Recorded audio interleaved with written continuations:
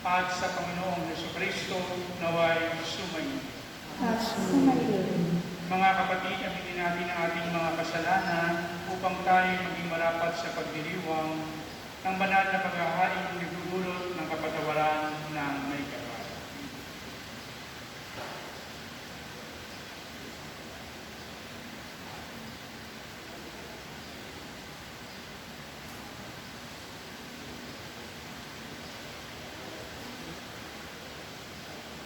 Sinugong tagapagpagaling sa mga nagsisisi, Panginoon, kaawaan mo kami. Panginoon, kaawaan mo. Dumating na tagapag-anyaya, mga makasalanan ay magsisi, Kristo, kaawaan mo kami. Kristo, kaawaan mo kami. Nakalulog ka sa kanan ng Diyos Ama para ipamagitan kami. Panginoon, kaawaan mo kami. Panginoon, kaawaan mo kami. Kaawaan tayo ng makapangyarihang Diyos.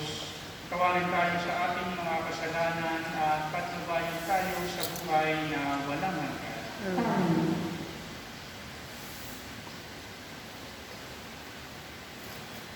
Manalangin tayo.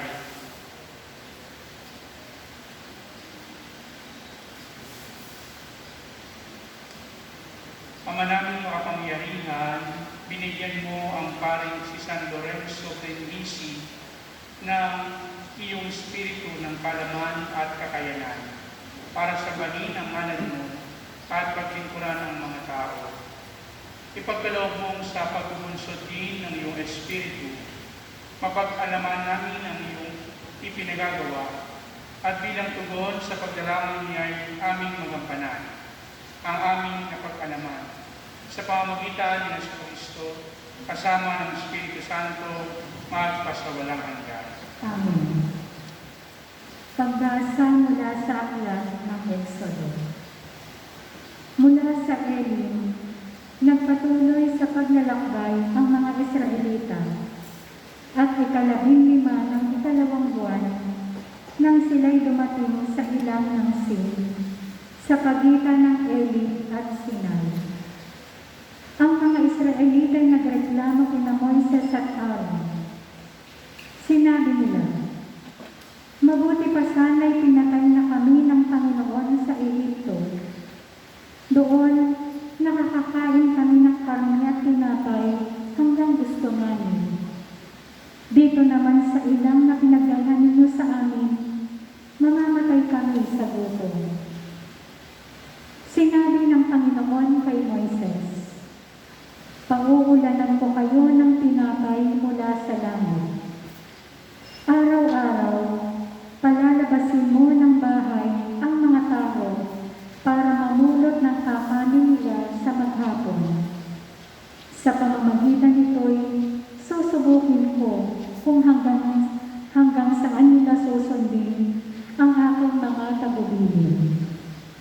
Tuwing ika-6 na araw, doble karaniwan ang kanilang pupulutin at ihahanda. Sinabi ni Moises kay Aaron, ang buong bayan ay paharapin mo sa Panginoon, sapagkat narinig niya ang kanilang reklamo. Nang sabihin ito ni Aaron, ang buong bayan ay humarap sa Panginoon sa gawin ng disyerto, at bigla na lamang nilang nakita sa ulap ang kaninglingan ng Panginoon. Sinabi niya kay Moises, narinig ko ang reklamo ng mga Israelita. Sabihin mo sa kanila na pagtatakip siling, bibigyan ko sila ng karne. Sa umaga, bibigyan ko sila ng tinapay hanggang gusto nila. Sa gayoy malalaman nila, ako ang Panginoon, ang kanilang Diyos.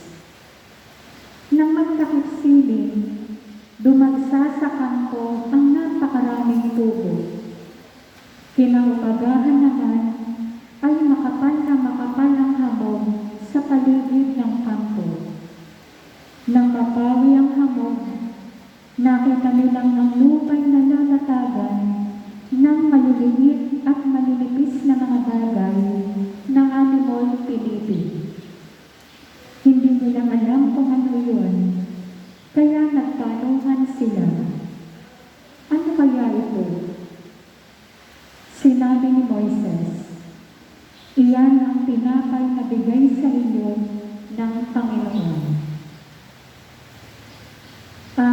salita ng Diyos.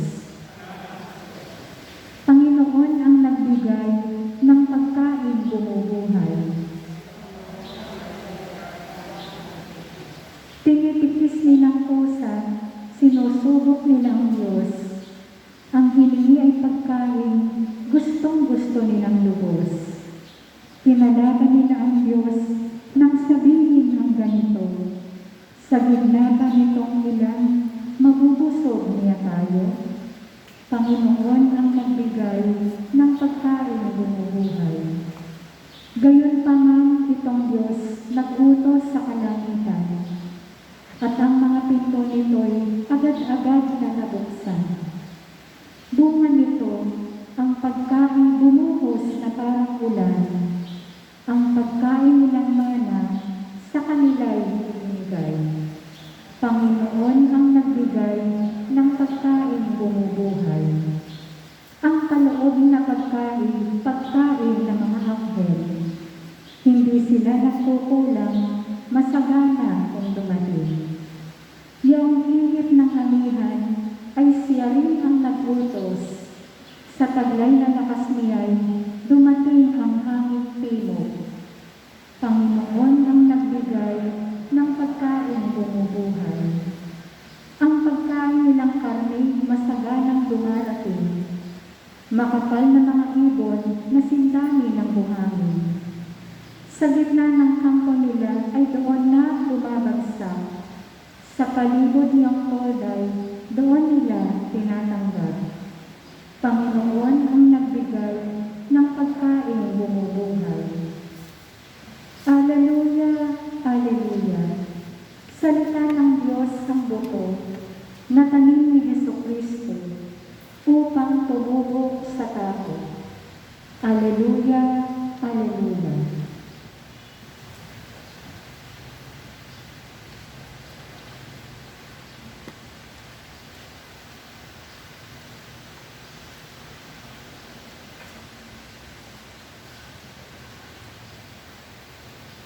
Sumayin niyo ang Panginoon. At sa iyo, Ang mabuting balita ng Panginoon ayon kay San Mateo.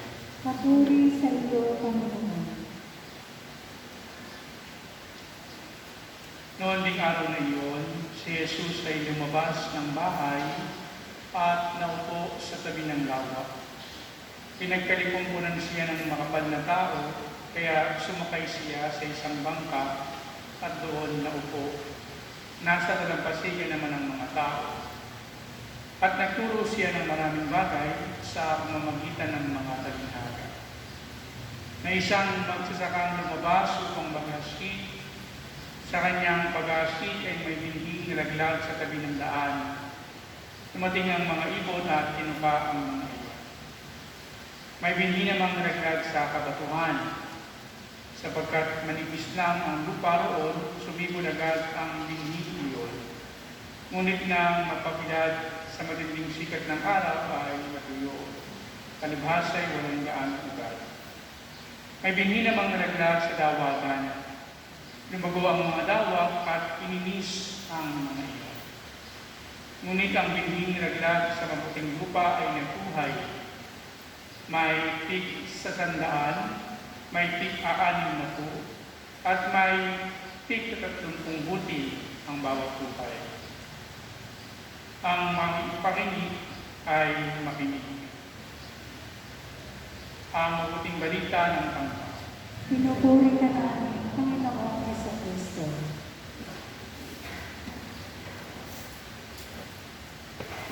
Mga kapatid, kahapon sa ating ika-5 araw ng pamimintuho sa ating mahal na patron na si San Santiago Apostol, ay ating naging punto ng pagninilay ay kung paano ang mahal na apostol sa kanyang pagtupad sa misyon ay humarap sa mga matinding pagsubok, subalit siya ay naging tapat sa ating Panginoon sa pagpapahayag ng mabuting balita, sapagkat siya ay nakasumpong ng lakas ng tulong mula sa mahal na Birhen, na habang siya ay nananalangin mahal na Birhen ng Pilar, at siyang nagbigay sa kanya ng konsolasyon, ng lakas, upang sa kabila noong kanyang naranasang mga pagsubok at hirap dulot nung kanyang katapatan kay Jesus ay siya ay nagpatuloy. Ngayong araw namang ito ay ating pagninilayan kung ano nga ba yung naging dahilan kung bakit ang mahal na apostol mula sa kanyang bayan sa Galilea, hamak na isa lamang mangingisda, ay nakarating hanggang sa dulo ng mundo. Tandaan natin na noong panahon iyon, ang Peninsula Iberica na ngayon ay pinabibilangan ng dalawang bansa, Espanya at Portugal, ay kinikilala noong panahon iyon na dulo na ng mundo sapagkat walang nakakatawid. Wala pang nakakatawid noon sa karagatan ng Atlantiko. Kaya para sa mga Romano, para sa Imperyo ng Roma, ito na ang katapusan ng daigdig. Ay ngayon, itong ang ating mahal na apostol, again, mula doon sa maliit na bayan ng Galilea, isang hamak na mangingisda, hindi siya nakapag-aral, wala siyang formal studies, pero nakaabot siya doon sa pinakadulo ng Imperyo ng Roma. Anong dahilan? Sapagkat siya ay misyonero na nagdala ng pananampalataya kay Jesus sa kaduluduluhan ng Imperyo hanggang sa dulo ng daigdig. Sinasabi na matapos na ang Panginoon ay mamatay at muling mabuhay at umakyat sa langit at ipadala ang banal na Espiritu Santo sa mga alagad, nagkaroon pa ng 14 na taon ang ginugol ng mahal na patron na si San Santiago sa pangangaral ng pananampalataya. Binuhos niya ang kanyang buong lakas, panahon at talento na meron siya upang ibahagi ang pananampalataya kanyang tinanggap sa ating Panginoong Jesucristo. At ano nga bang pananampalataya ang ating pinag-uusapan dito? Pananampalataya na si Jesus ay Diyos. Ito yung matibay na pinanghahawakan ng mahal na patron na San Santiago. Pananampalataya na kanyang napatunayan nung siya ay sumaksi sa pagbabagong anyo ng Panginoon. Ito ay naging tema din ng ating pagninilay. Doon sa pagsaksi ni San Santiago, kung paano ang Panginoon ay nagbago ng kanyang kaanyuan at narinig niya kasama ng kanyang mga kapwa-alagad na kasama doon sa tagpong iyon. Narinig nila mula sa kalangitan ng sabihin, ito ang aking anak na lubos kong pinalulugdan. At ang pananampalataya ito, mga kapatid, ay lalo pang pinagtibay noong masaksihan ng apostol kung paano ng Panginoong namatay sa krus ay muling nabuhay pagkatapos ng 3 araw. Ito yung naging pundasyon ng kanyang kagustuhan na ipahayag yung kaligtasan na inaalay ng ating Panginoong Jesucristo. Kaya siya ay gayon na lamang yung kanyang marugdog na pagnanais na may bahagi ang buting balitang ito sa lahat hanggang siya'y makabot sa pinakadulo ng daigdig. Bukod dito, sapagkat naranasan din ng alagad ang pagmamahal ng Diyos sa pamamagitan ng ating Panginoon, ito rin ay kanyang ibinahagi sa lahat ng bansa. Yung pananampalataya na si Jesus ay Diyos at yung pananampalataya sa pagmamahal ng Diyos sa ating lahat. Ang mga bagay na ito ang naging laman ng kanyang mga pangangaral.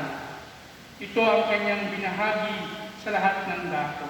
Kaya nga, sa kabila ng hirap at mga pagsubok na kanyang naranasan dahil matibay ang kanyang pananampalataya. Siya ay hindi sumuko at bagkus ay nagpunyagi sa kanyang pagpapahayag ng mabuting balita. Matibay ang kanyang pananampalataya upang maipahayag ang salita ng Diyos. Kaya nga nung dumating ang panahon na kung saan kailangan na niyang ialay ang kanyang sarili at makihati sa kalis ng paghihirap ng Panginoon sa pamamagitan ng kanyang pag-aalay ng buhay para sa mabuting balita, ay hindi siya nagkaroon ng alinlangan. Lakas loob niyang niyakap ang kamatayan bilang isang martir. Taglay ang matibay na pananampalatayang si Kristo ang magbibigay sa kanya ng buhay na walang hanggan. Naging matibay ang kanyang pananampalataya na hindi siya pababayaan ng Panginoon. Mga kapatid, ang pananampalatayang ipinahayag ng ating mahal na patron hanggang sa dulo ng daigdig ay yung parehas na pananampalatayang ating tinanggap 500 years ago. Ito rin yung parehas na pananampalataya na si Kristo ang Diyos, ang anak ng Diyos, at tayo ay minamahal ng Diyos ng higit sa lahat. Kaya nga, tayo din bilang mga binyagan, bilang mga hinirang na ipahayag ang pananampalataya, ito ay tinatawagan na maging tapat tayo sa ating bukasyon na tinanggap. Tayo ay hinahamon ng ating pagdiriwang ngayon na ating isaloob ang panawagan na tayo ay maging instrumento upang ang pananampalataya ating tinanggap mula kay Jesus sa pamamagitan ng mga apostol ay ating din patuloy na maipahayag sa ating kapwa. At muli, ang pinaka-the best na maaari nating gawin upang tayo ay makapagpahayag ng pananampalataya ito ay hindi lamang sa pamamagitan ng ating sinasabi, kundi sa halip sa pamamagitan ng ating mabubuting halimbawa. Kaya nga, kapag tayo ay nagsisikap na mamuhay bilang isang mabuting Kristiyano, hindi lamang tayo ang nakikinabang dito, kundi nakikinabang din ang ating kapwa. Kaya yung obligasyon natin na mamuhay ng naaayon sa ating pananampalatayang tinanggap ay hindi lamang natin obligasyon sa ating mga sarili, kundi obligasyon din natin sa ating kapwa. Upang kapag nakita nila kung ano ang ating ginagawa, maniwala sila doon sa ating pinaniniwalaan.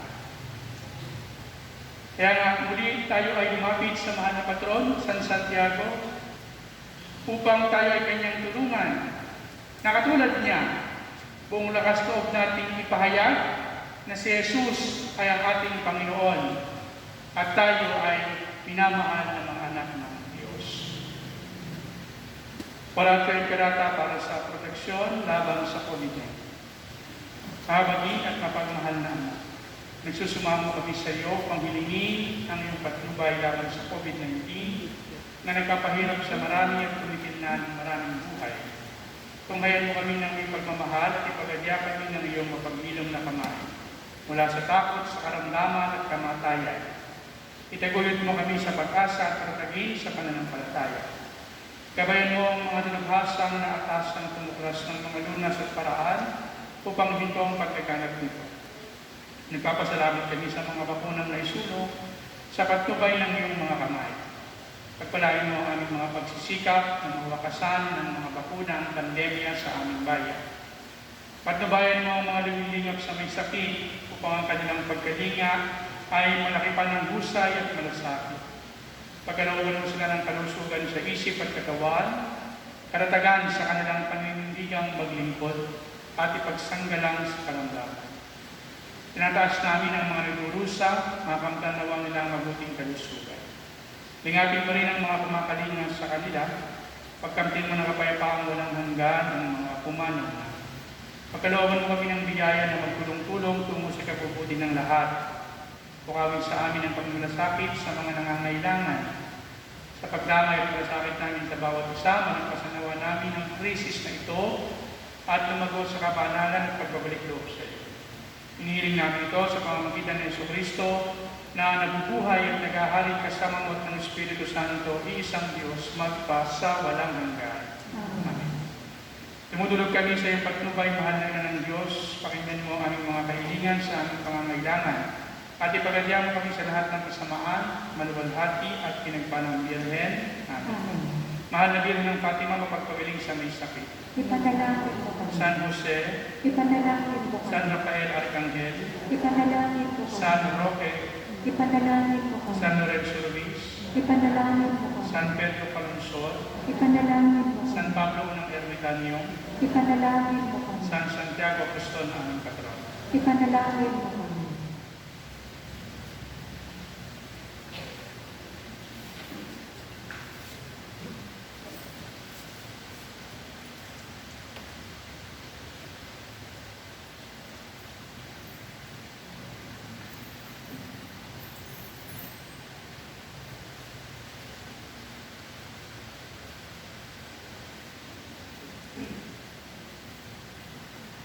Kapuri-puri ka Diyos, amang lumikha sa sanlibutan sa iyong kagandahang loob, narito ang aming mayaalay mula sa lupat mo ng aming paggawang alak. Ang tinapay nito para maging pagkain ng ibigay buhay. Kapuri-puri ang taong kay kapal, ngayon at kailanman.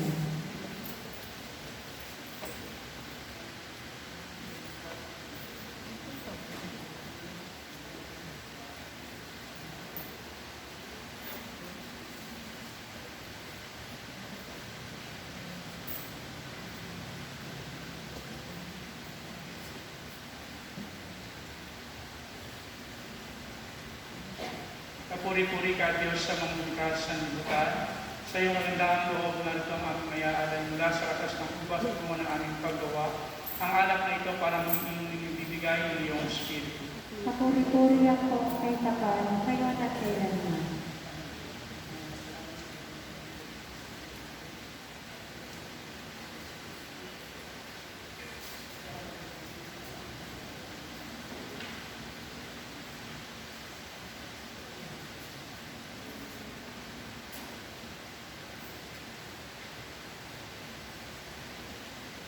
Manalangin kayo mga kapatid, upang itong ating paghahari ay kalugdan ng Diyos na mga makapangyarihan. Nagkatinawa ng Panginoon, itong paghahari sa iyong mga sa kapurihan niya at karangalan, sa ating kapakinabangan, at sa buong sambayanan niyang banal.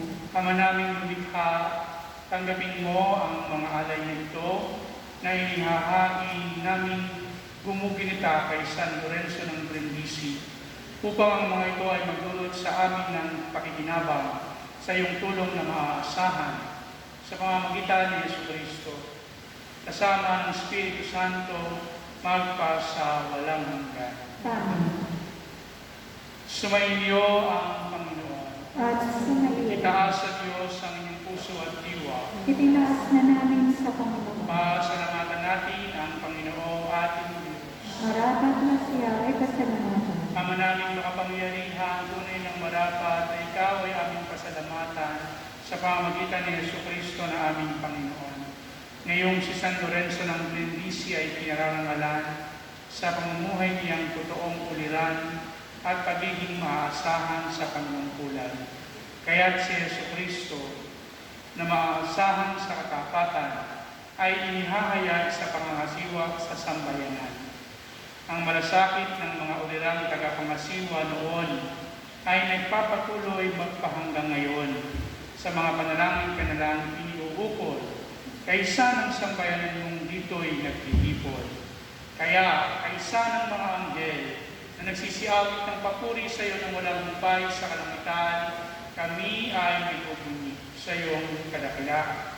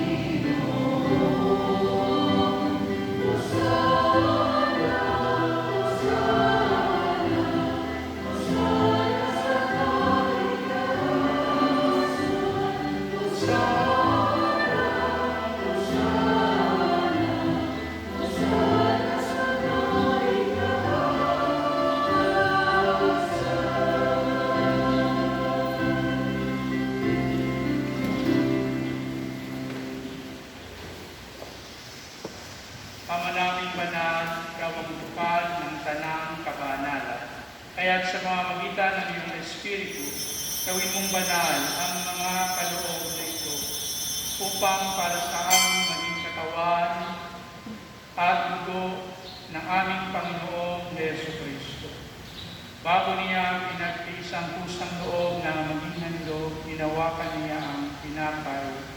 Pinasalamatan kaniya, pinaghati-hati niya iyon, iniabot sa kaniyang mga alagad at sinabi, "Tanggapin ninyong lahat ito at kanin. Ito ang aking katawan na ihahandog para sa inyo."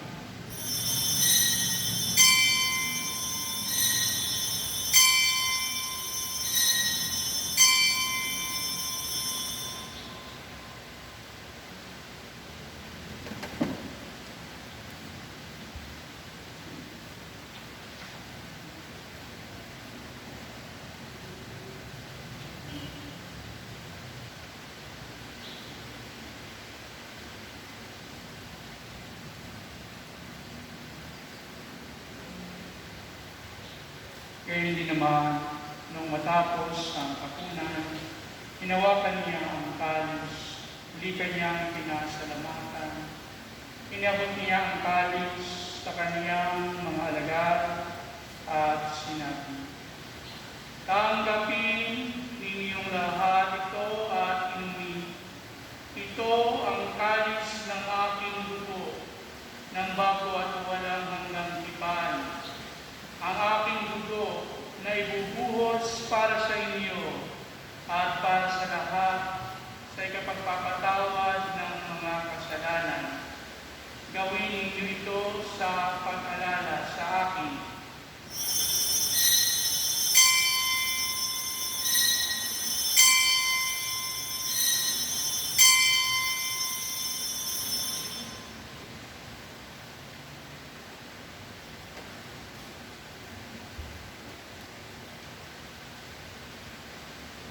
Ipagpatuloy natin ang misteryo ng pananampalataya. Si Kristo'y namatay, si Kristo'y nabuhay, si Kristo'y babalik sa wakas ng panahon. Ama, ginagawa namin ngayon ang pag-alala sa pagkamatay at muling pagkabuhay ng iyong anak. Kaya iniaalay namin sa iyo ang tinapay na nagbibigay buhay at ang kalis na nagkakaloob ng kaligtasan. Kami nagpapasalamat dahil kami iyong minarapat at tumayo sa harap na para maglingkod sa iyo. Isinasamo namin kami magsasalo-salo sa katawan at dugo ni Kristo ay magpulot sa pagkakaisa sa pamamagitan ng Espiritu Santo. Ama, ingapin mo ang iyong simbahan na laganap sa buong daigdig, puspusin mo kami sa pag-ibig kay San Francisco na aming Santo Papa, at ni Buenaventura na aming Obispo, at ng Tanang Kaparian.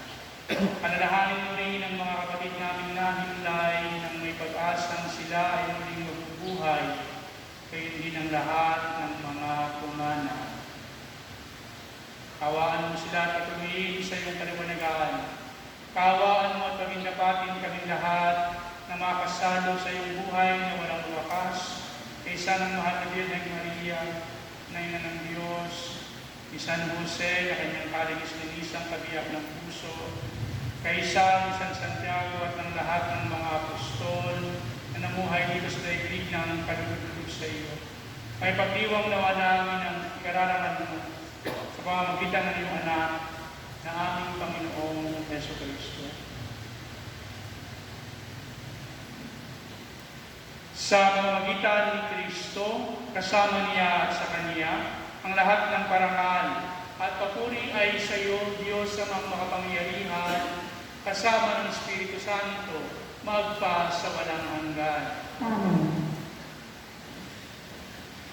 Sa tagubilin ng mga nakagagaling na utos at turo ni Jesus na Panginoon natin at Diyos, ipahayag natin ang lakas loob. Ama namin, sumasalamat ka sa maling sa amin ang kaharian mo. Sundin ang loob mo dito sa lupa para ng sa langit. Bigyan mo kami ngayon ng aming kakanin sa araw-araw at patawarin pagkakasala sa amin. Huwag mo kaming ipahintulot sa puso, at iadya mo kami sa lahat ng masama.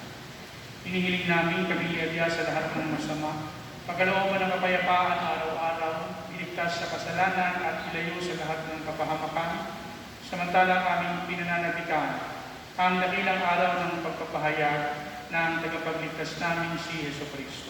Sapagkat iyong kaharian at ang kapangyarihan at ang kapurihan magpakailanman.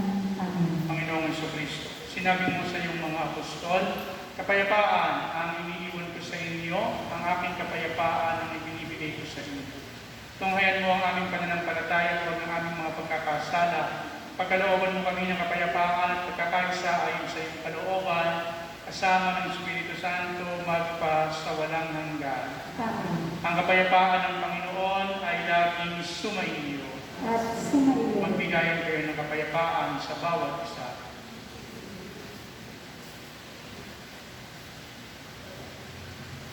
Kordero ng Diyos na nag-aalis ng mga kasalanan ng sanlibutan, maawa ka sa amin.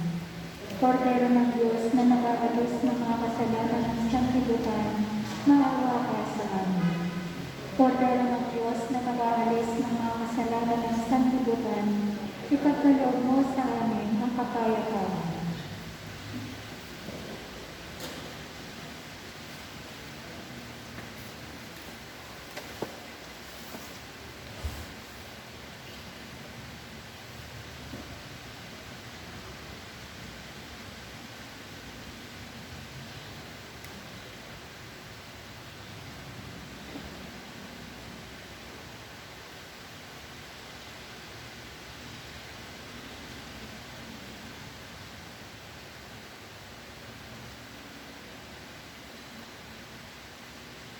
Ito ang kordero ng Diyos, ang nag-aalis ng mga kasalanan ng sanlibutan, kapalad ng mga inaanyayahan sa kanyang banal na bibig.